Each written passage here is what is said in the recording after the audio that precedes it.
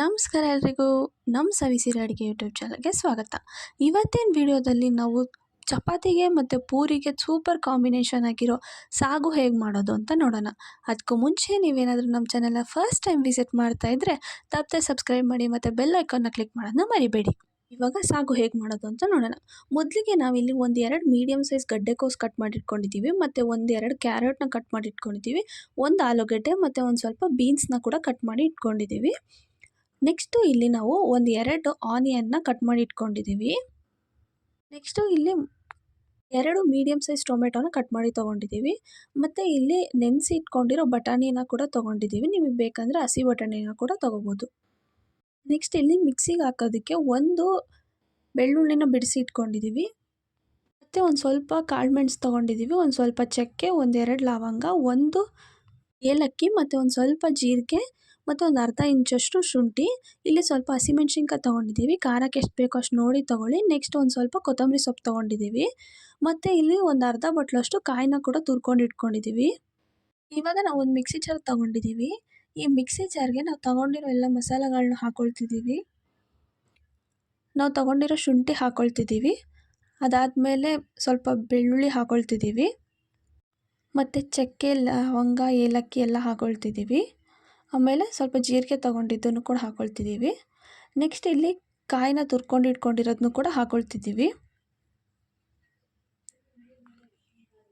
Next ಇದಕ್ಕೆ ನಾವು ತೊಗೊಂಡಿರೋ ಹಸಿಮೆಣ್ಸಿನ್ಕಾಯಿನ ಕೂಡ ಹಾಕ್ಕೊಳ್ತಿದ್ದೀವಿ ಮತ್ತು ಇದಕ್ಕೆ ಸ್ವಲ್ಪ ಕೊತ್ತಂಬರಿ ಕೂಡ ಹಾಕ್ಕೊಳ್ತಿದ್ದೀವಿ. ಇದಕ್ಕೆ ನೀರು ಹಾಕ್ಕೊಂಡು ಮಿಕ್ಸಿ ಮಾಡಿ ತೊಗೊಂಡಿದ್ದೀವಿ. ನೆಕ್ಸ್ಟ್ ನಾವಿಲ್ಲಿ ಒಂದು ಕುಕ್ಕರ್ ತೊಗೊಂಡಿದ್ದೀವಿ. ಈ ಕುಕ್ಕರ್ಗೆ ನಾವು ನೆನೆಸಿಟ್ಕೊಂಡಿರೋ ಬಟಾಣಿನ ಹಾಕ್ಕೊಳ್ತಿದ್ದೀವಿ. ಇವಾಗ ಇದಕ್ಕೆ ನಾವು ಕಟ್ ಮಾಡಿ ಇಟ್ಕೊಂಡಿರೋ ಬೀನ್ಸ್ ಹಾಕ್ಕೊಳ್ತಿದ್ದೀವಿ.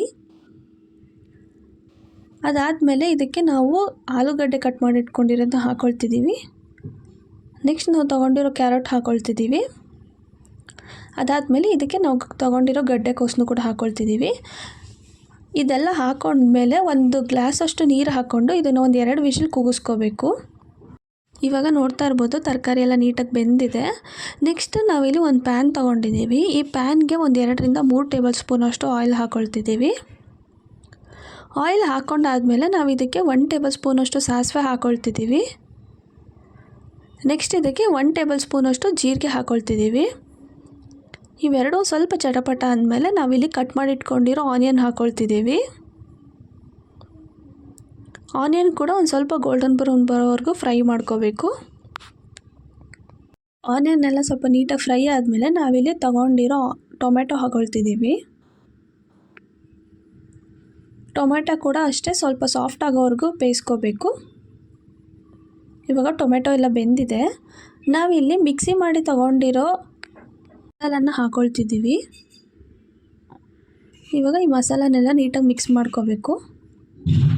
ಇವಾಗ ಇದನ್ನೆಲ್ಲ ನೀಟಾಗಿ ಮಿಕ್ಸ್ ಮಾಡ್ಕೊಂಡಾದ್ಮೇಲೆ ಉಪ್ಪು ಹಾಕ್ಕೊಳ್ತಿದ್ದೀವಿ. ಉಪ್ಪು ರುಚಿಗೆ ಎಷ್ಟು ಬೇಕೋ ಅಷ್ಟು ನೋಡಿ ಹಾಕ್ಕೊಳ್ಳಿ. ನೆಕ್ಸ್ಟ್ ಇದಕ್ಕೆ ನಾವು ಒಂದು ಅರ್ಧ ಟೇಬಲ್ ಸ್ಪೂನಷ್ಟು ಅರಿಶಿನ, ಒಂದು ಅರ್ಧ ಟೇಬಲ್ ಸ್ಪೂನಷ್ಟು ಸಾಂಬಾರು ಪೌಡರ್ ಮತ್ತು ಒಂದು ಅರ್ಧ ಟೇಬಲ್ ಸ್ಪೂನಷ್ಟು ಗರಂ ಮಸಾಲಾನ ಹಾಕ್ಕೊಳ್ತಿದ್ದೀವಿ. ಈ ಮಸಾಲೆ ಎಲ್ಲ ಹಾಕ್ಕೊಂಡು ಒಂದು ಸರಿ ನೀಟಾಗಿ ಮಿಕ್ಸ್ ಮಾಡ್ಕೋಬೇಕು.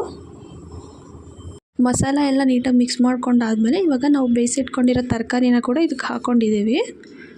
ಇದನ್ನು ಕೂಡ ನೀಟಾಗಿ ಮಿಕ್ಸ್ ಮಾಡ್ಕೋಬೇಕು. ಇವಾಗ ಇದು ಕೂಡ ಒಂದು 5 ನಿಮಿಷ ಮೀಡಿಯಮ್ ಫ್ಲೇಮಲ್ಲೇ ಬೇಯಿಸ್ಕೋಬೇಕು. ಇವಾಗ ಸಾಗು ಎಲ್ಲ ಆಲ್ಮೋಸ್ಟ್ ರೆಡಿಯಾಗಿದೆ. ನೆಕ್ಸ್ಟ್ ನಾವಿಲ್ಲಿ ಇದಕ್ಕೆ ಒಂದು ಸ್ವಲ್ಪ ಕೊತ್ತಂಬರಿನ ಹಾಕ್ಕೊಳ್ತಿದ್ದೀವಿ.